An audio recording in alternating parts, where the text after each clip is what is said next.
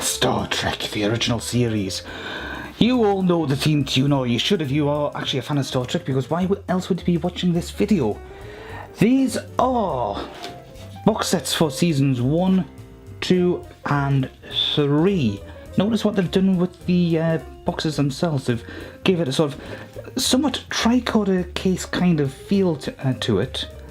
You can see Spock and Kirk there. Ooh, the autofocus is actually, well, the facial recognition rather is actually focusing on Shatner for some reason more than Nimoy. It was looking at Nimoy when it first came to shot, so let's just do this. No, it's tracking Shatner again. No, it's gone on to Nimoy. Of course, you can't see that, but take my word for it, it's doing it. It's recognising that there are faces here.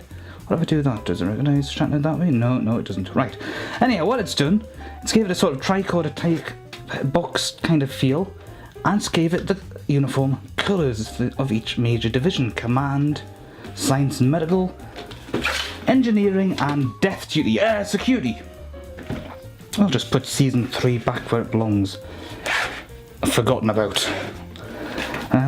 Now these are not the remastered. These I got sometime before it was even announced that they were going to do that. No, it was just after they'd announced and released the remastered series on TV. So these are in their original condition, so to speak. So it's all the original special effects.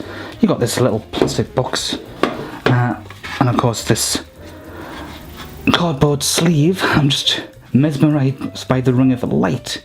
Yeah, I'm using the new light ring type thing that I got myself, and I'm quite impressed with it. It's just that I'm still finding out the flaws of it as well. This is the kind of thing that happens no matter what kind of lighting rig you have. Oh well, can't be helped. So it gives you some of the details of the special features and a nice little fold-out presentation of the of what the box set looks like once it's actually open. Now you're supposed to be able to stand it up like this, and that doesn't feel particularly stable in its own right. I mean, it's a nice looking box, and it's got these little stands here, which the autofocus probably isn't going to work too well on because that's a yellow box, but it's even got a number 1 for season 1. And to open it up, you do that, which is a bit on the stiff side. Inside the box, nothing really special, just little container areas for the proper DVD package itself to actually sit in. And if we just take a look, the autofocus, the facial recognition is going for Shatner again. That looks like the Romulans in the rear, so that must be the guy who played Spock's father, Mark Leonard. Yeah, that must be the episode where they first come across the Romulans and their devious cloaking device, which was actually essentially the Star Trek's answer to that submarine movie, which I can't remember the name of. But inside we've got all these very familiar images, and the autofocus is not wanting to do its job again, but the facial recognition is obsessed with Nimoy at this point. Let's just see. If you're a Star Trek fan and you can tolerate the out-of-focus shots, let's just move it this way. Yes, that's better.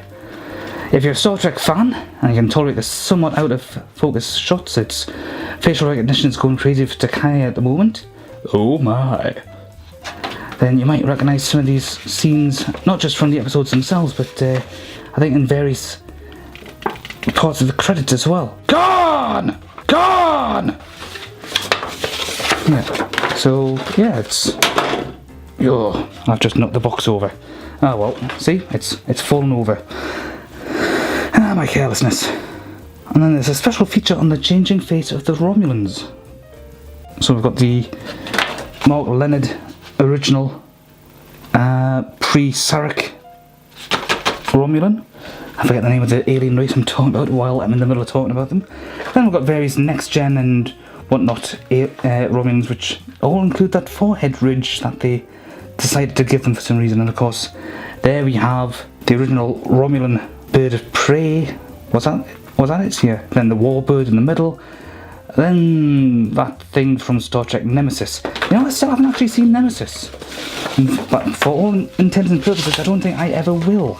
And I'm not going to go into that right now because that's a different thing altogether. So, here we have, in a fold-out presentation type thing, the various cast members on the actual discs themselves, including Grace Lewitney at the back, and obviously no Chekhov because he hadn't been created as a character yet.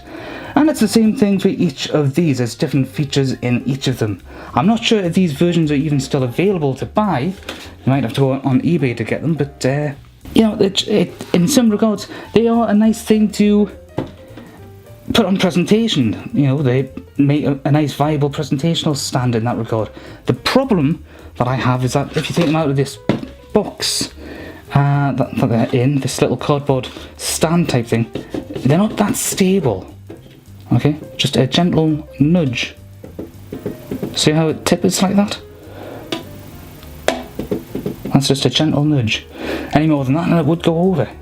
And if you've got anything else on display, then they would probably go over as well. So, you know, you have to keep them in that box for proper stability. Bit of a flaw there. Also, it's just a bit of a pain having to crack them open like this. Oh, this one's even stiffer. Ah! See what I mean? That almost went flying. I mean, if that had gone flying out and slammed against something, there goes all those DVDs. Absolutely ruined. That looks like the Galileo. It's not the Galileo 7, that's for sure.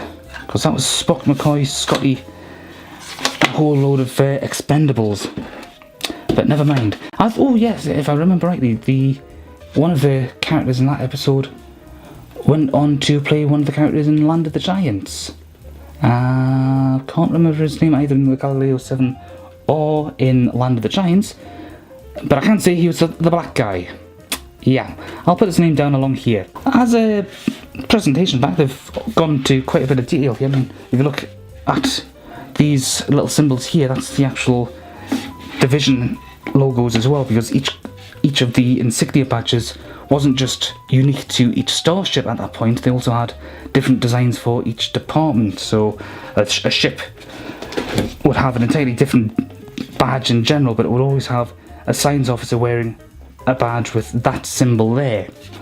Likewise, the engineering and security people would be doing the same thing there, I think. Might very well be that the symbols were different for security and engineering though, because let's face it, if you were an engineer, you didn't want to end up doing landing party duty with Kirk, Spock and McCoy now, would you? After all, what colour shirt are you wearing?